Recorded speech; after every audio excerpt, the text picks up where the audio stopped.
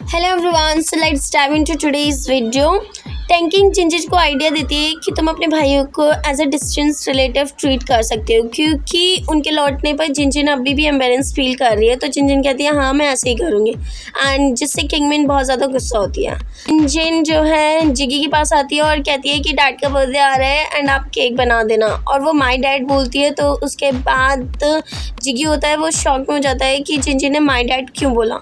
यहाँ पे हमें जिगी का आर्ट दिखाया जाता है और वो कितना ब्यूटीफुली एक केक प्रिपेयर करते हैं। जिंजिन को एक मैसेज आता है दैट बी माई गर्लफ्रेंड। यहाँ पे एक छोटी सी बच्ची डेंटिस्ट के पास जाने से डर रही होती है, तभी वहाँ पे जो हमारा लिंग शाओ है वो उसके पास जाता है एंड उसे कंफर्ट करता है। फिर उसके बाद वो कहती है कि ठीक है वो डेंटिस्ट के पास जाएगी, एंड वो लिंग शाओ को ही चूज़ करती है कि वो अपना चेकअप इन डेंटिस्ट से करवाना चाहती है। सो फिर लिंग शाओ कहता है ओके ठीक है, एंड यहाँ पे जो शीशी होती है वो कहती है थैंक यू। एंड यहाँ पे शीशी लिंग शाओ के पास आती है, वो उसके बारे में पूछती है, उसके भाई बहनों के बारे में पूछती है। तो वो कहती है तभी तुम उस बच्ची को मीन्स कंफर्ट करने में इतने कामयाब रहे। में कोई लड़का होता है, जिगी को लगता है ये फॉरेनर है जिससे चाइनीज़ नहीं आती। सो उसके बाद वो कहता है नहीं मैं चाइनीज़ ही हूँ। एंड देन उसके बाद जो वहाँ पे वेटर होती है वो उसे पहचान लेती है और वो देखती है कि ये जिगी ही है। तभी उसके डैड भी आ जाते हैं और डैड आके जिगी को गले से लगा लेते हैं। एंड देन यहाँ पे वेटर उसके साथ एक प्रैंक करती है और कहती है तुम इतने दिनों बाद मिले हैं तो क्यों ना क्यूट हो करे, लेकिन उसके डैड उसे उठा के गले से लगा लेते हैं। एंड देन वो अपने घर जाते हैं, मीन्स ओल्ड वाले घर। एंड जिगी अपने घर को देखते रह जाता है बिकॉज ये 9 इयर्स के बाद आए हैं। एंड देन इस डैड भी बहुत ज़्यादा खुश होते हैं और फिर वो कहते हैं कि डैड मेरे रूम में कोई रह रहा था क्या। तो डैड कहते हैं नहीं, लेकिन मुझे पता था कि तुम आने वाले हो, जिंजिन ने ऐसा बताया था एंड हमने कैमरा में से भी देख लिया था वेटर की हेल्प से।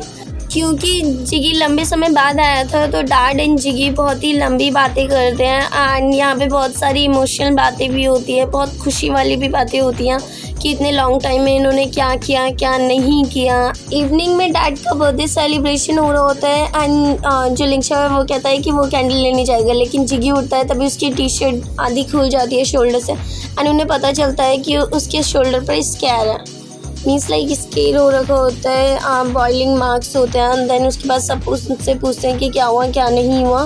तो जिगी कहता है कि मुझे क्यों नहीं बताया गया। जिंजिन कहती है कि बताने से कोई फ़ायदा है, तुम आ जाते वापस। सो इस बात के लिए जिगी को बहुत ज़्यादा गिल्ट होता है, लेकिन जिंजिन सिचुएशन को मैनेज करते हुए कहती है ओके ओके सिट डाउन, सब खाना खाते हैं, खाना बहुत डिलीशियस बना। एंड उसके बाद वो डैड के शोल्डर पे कहती है कि डैडलिंग आज की पार्टी मैंने ऑर्गेनाइज करी है, कैसे लगी आपको। तो उसके डैड कहते हैं ऑर्गेनाइज ना तुम सब्जी लाई ना तुमने कुछ किया और तुम ऑर्गेनाइज कैसे बनी। लिंग शाओ एंड जिगी दोनों पूछते हैं कि ये कौन है। तो जिंजिन कहती है मेरा बॉयफ्रेंड। एंड देन उसके बाद ये दोनों शॉक हो जाते हैं और जिंजिन कहती है कि बाबा है मैं जा रही हूँ। एंड यहाँ पे ये दोनों आपस में डिस्कस कर रहे होते हैं कि जिंजिन का बॉयफ्रेंड कब बना। मीन्स ये फर्स्ट टाइम था जब इन्हें पता चला कि जिंजिन के पास बॉयफ्रेंड है। एंड जिगी उसके पीछे जाता है देखने कि वो कहाँ जा रही है। लिंग शाओ है वो जिंजिन को कॉल करता है, लेकिन कॉल उसका बिजी आता है क्योंकि जिंजिन तो यहाँ पे बिजी थी बातें करने में। जिगी वेट करते करते थम सा जाता है, तभी उसे ना एक ग्लिम्स दिखाई देता है और उसे ऐसा लगता है कि वो उसकी मामा का है। वो उस कार के बहुत पीछे जाता है एंड यहाँ पे हमारी किंगमिन रिपोर्टिंग कर रही होती है और वो रिपोर्टिंग इतने अच्छे से करती है, मीन ब्यूटीफुली। उसे लिंग शाओ का कॉल आता है एंड वो उससे पूछते हैं कि जिंजिन का बॉयफ्रेंड कब बना। जब कोई आर्टिस्ट होता है तो उसके वर्ड्स घुमा फिरा के होते हैं वियर्ड से। सो ये लोगों को लगता है कि जिंजिन का जो बॉयफ्रेंड है वो बहुत ही बैड इंटेंशन की वजह से बना है। एंड देन इसके भाई भी इससे यही बात करने आए होते हैं एंड वो उससे यही बातें कर रहे होते हैं। यहाँ पे ये दोनों भी यही डिस्कस कर रहे होते हैं कि कैसे जिंजिन का ब्रेकअप कराया जाए। मीन्स लाइक ये जो पार्ट 15 है ये ऑल अबाउट जिंजिन्स बॉयफ्रेंड था। ये सब लोग इसे फिगर आउट कर रहे थे कि जिंजिन का बॉयफ्रेंड कैसा है कैसा नहीं होगा। एंड ये फिर प्लान बनाते हैं कि उसे नूडल शॉप पे बुलाते हैं डैड की। यहाँ पे ये अपनी कुछ मेडिसिन निकालता है और फिर वापस इन्हें रख देता है। जिगी के पूछने पे ये कहता है कि विटामिन की पिल्स हैं जो वो हमेशा लेता है एंड उन्हें वो अपने कबर्ड में रख के चला जाता है। हम पे ये जिगी के कैफ़े आते हैं जिंजिन के बॉयफ्रेंड से मिलने के लिए। जिंजिन का बॉयफ्रेंड है वो नहीं आने वाला होता, उसने कॉल कर दिया होता है जिंजिन को और वो मना करता है कि वो नहीं आ रहा। फिर इसके बाद किंगमिन कहती है ऐसा कैसे हो सकता है, मतलब वो तुमसे अकेले मिलना चाहता है, हम लोग के साथ नहीं मिलना चाहता। यहाँ पे जिंजिन फिर इन्हें बाय बाय करके मीन्स हरी में बाय बाय करके चली जाती है। एंड यहाँ पे पता नहीं क्या होता है कि जब किंगमिन ने रिपोर्टिंग की होती है तो टैंकिंग कहती है कि अब तो देख लेना पक्का तुम्हारी मम्मा का कॉल आएगा, और वैसे ही कॉल आ भी जाता है। मीन्स लाइक उसकी मम्मा उसे हमेशा बोलती रहती है कि अपने लुक पे ध्यान दो, जब भी तुम टीवी पे हो तो अच्छे से रहो क्योंकि तुम्हारे रिलेटिव सब कोई तुम्हें देख रहे होंगे, एंड सिविल सर्विस एग्ज़ाम की प्रिपरेशन करो।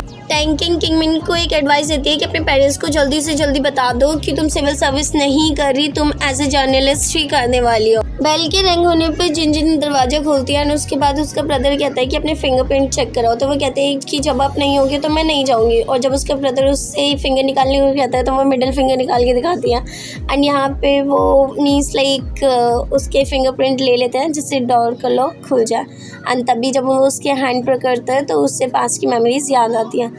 यहाँ पे जिन से कुछ ड्रॉ नहीं हो रहा होता वो बहुत ही ज़्यादा कंफ्यूज होती है, लेकिन वो फिर दोबारा से कोशिश करती है एंड वो कुछ ड्रॉ करने लग जाती है, एंड सिंपली वो अपने भाई लिंगशाओ की पिक्चर बना देती है। एंड में जब रिज़ल्ट वो देखती है तो वो भी रिज़ल्ट देख के पहले खुश होती है क्योंकि उससे अभी तक रियलाइज़ नहीं हुआ कि उसने क्या ड्रॉ किया। जब उसे रियलाइज़ होता है तो वो थोड़ी सी शॉक हो जाती है। यहाँ पे वो इतना बड़ा ब्रेकफास्ट देख के शॉक हो जाती है किसने बनाया, तो वो देखती है कि जिगी ने बनाया है ब्रेकफास्ट, एंड तभी वो उससे कहता है कि जाओ ब्रश वगैरह करके आओ, और फिर यहाँ पे वो अपना ब्रेकफास्ट करने लग जाती है। उसे बैड न्यूज़ ये मिलती है कि वो आज फिर डेंटिस्ट के पास जाएगी। यहाँ पे लिंगशाओ उसका चेकअप करता है और वो कहते हैं कि तुम्हारे पास जो नर्स रहती थी वो कहाँ गई, तो लिंगशाओ कहता है क्यों, तुम्हें क्या एम्बेरस फील हो रहा है मेरे साथ अलोंग चेकअप करने में।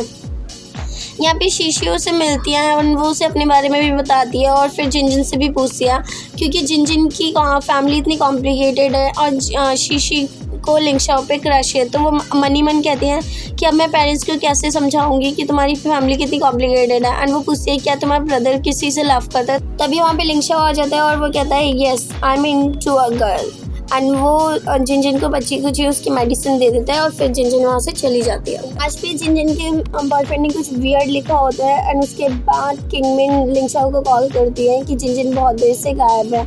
जिगी को भी ये बात पता चल जाती है और फिर ये दोनों भाई अपनी बहन को ढूंढते हुए पुलिस स्टेशन तक पहुंच जाते हैं। एंड उसके डैड पूछते हैं क्या तुम लोगों ने अभी तक डैड ली को फ़ोन किया है, मीन्स जिन के डैड को, तो वो दोनों कहते हैं नहीं, और इसके डैड कहते हैं कि जाओ वो अपने रेस्टोरेंट में। उन्हें बात डैड ली ने बताई होती है, मीन्स जिंजर के डैड ने, और फिर लिंग उन्हें कहते हैं कि जल्दी से जाओ वो अपने रेस्टोरेंट में हैं। रेस्टोरेंट में जिन एंड उसके बॉयफ्रेंड होते हैं एंड डैड उसके बारे में पूछते भी हैं। फिर डैड जिन को बुलाते हैं और कहते हैं कि तुमने अपने भाइयों को कॉल पिकअप क्यों नहीं किया। वो कहती है कि मेरा फ़ोन स्विच ऑफ हो गया तो कैसे करती। सो डैड कहते हैं तुम्हें ढूंढते ढूंढते वो पुलिस स्टेशन तक चले गए थे, एंड तभी दोनों वहाँ पे आ जाते हैं और फिर दोनों एक एक सीट लेके, और यहाँ पे जिगी तो उसे ऐसे घूर रहा होता है मानो अब खा जाएगा। जिनका बॉयफ्रेंड है वो इसके दोनों भाइयों से मिलता है और ये दोनों ना आर्टिस्टिक वर्ड्स यूज़ कर रहे होते हैं जो इन दोनों में से किसी को समझ नहीं आ रहे होते कि ये बात क्या कर रहे हैं। निशा कहता है do you really like him, so ये कहती है हाँ क्यों नहीं।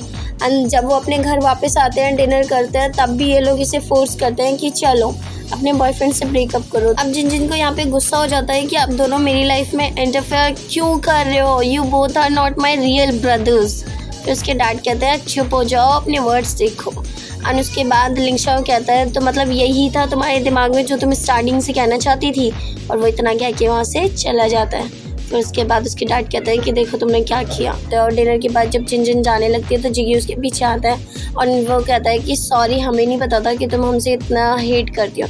तो वो कहती है मैं हेट नहीं करती, but I just don't feel comfortable with you both, और हमेशा आप मुझे किड्स की तरह मार्क नहीं कर सकते हैं।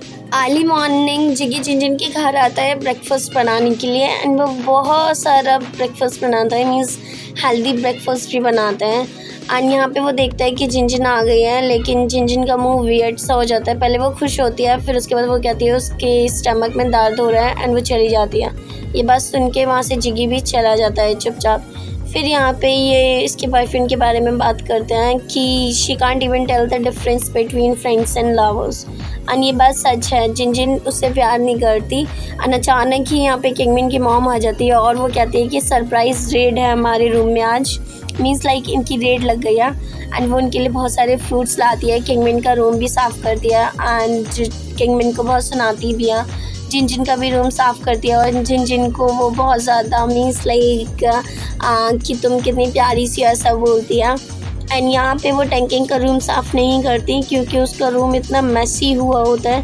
तो टैंकिंग कहती है नो आंटी नो नीड, अब पिछली बार जब आपने किया था तो मुझे मेरे सामान नहीं मिल रहे थे।